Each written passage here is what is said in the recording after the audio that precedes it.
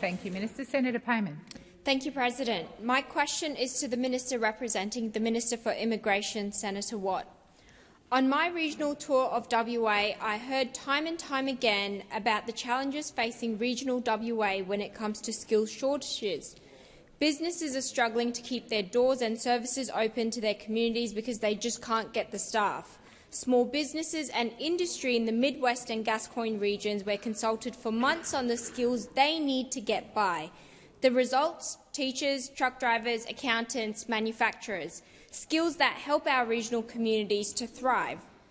A designated area migration agreement was lodged for the Midwest and Gascoyne regions in November last year, but there has been no response. Minister, when will this DAMA be approved so Western Australians in the Midwest and Gascoyne regions can access the skills they so desperately need? Thank you, Senator Payman. Minister Watt. Thank you, President, and thank you, Senator, for the question.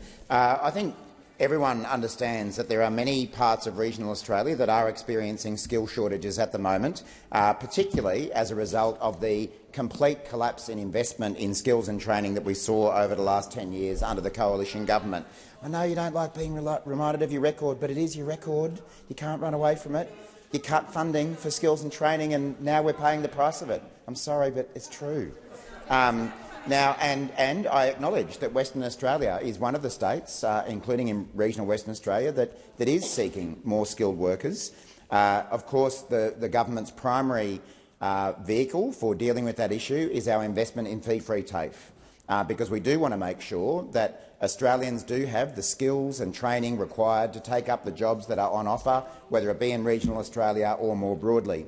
Of course, we can't meet all of our labour needs, workforce needs, through domestic workers, and that's why the government does enter into, through the Department of Home Affairs, designated area migration agreements.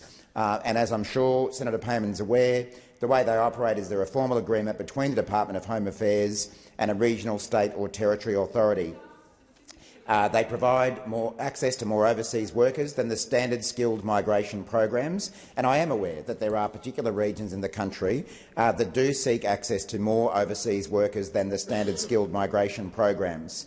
Now, in terms of this specific request, I'm advised that there is a long-standing practice of the government of the day to not comment or disclose details of groups, individuals or companies that have ongoing visa matters before the Department of Home Affairs, but I will take the senator's question on notice and provide an update in due course. Thank you, Minister. Senator Payman, first supplementary. Thank you, President. Thank you, Minister. These delays are severely impacting the Midwest and Gascoyne regions, with lost output of over $800 million. This DAMA affects 20 local governments in Western Australia, from Exmouth to Three Springs, and these delays are taking a toll. With this in mind, will the minister now consider the Midwest and Gascoyne DAMA as a matter of urgency? Thank you, Senator Payman. Minister Watt. Thank you, President, and thank you, Senator, for the question. As I've indicated, I'm happy to take the question on notice and provide an update to the senator in due course. But in the meantime, I can provide a little bit more information about the work that is going on through our fee-free TAFE program to meet some of the needs of both Western Australian employers and employees. In fact, in Western Australia, the most enrolled in fee-free TAFE courses to the 31st of March this year include the Certificate 3 in Early Childhood Education and Care, with 2,740 enrolments, Certificate 3 in Individual Support, with 1,896 enrolments, and Diploma of Nursing, with 1,527 enrolments. And I think, obviously, in many other areas, technology and digital and a range of other areas. But I think it is important to note that the types of skills that are often being sought in regional areas aren't necessarily in mining or some of the major industries there. They're in the services sector and the care sector, and that's what that fee-free TAFE program is helping deliver. Senator Payman, second supplementary. Thank you, President. Thank you, Minister, and I look forward to receiving the extensive question on notice response. Will the Minister join me in meeting with impacted industries and small businesses of the Midwest and Gascoyne regions when Cabinet visits WA in September? Thank you, Senator Payman. Minister Watt. Thank you, President. Thank you, Senator Payman. Of course, I'm not going to commit another minister to a particular meeting. That probably wouldn't be a very well-received thing to do, but I'm sure Minister Burke will consider your request.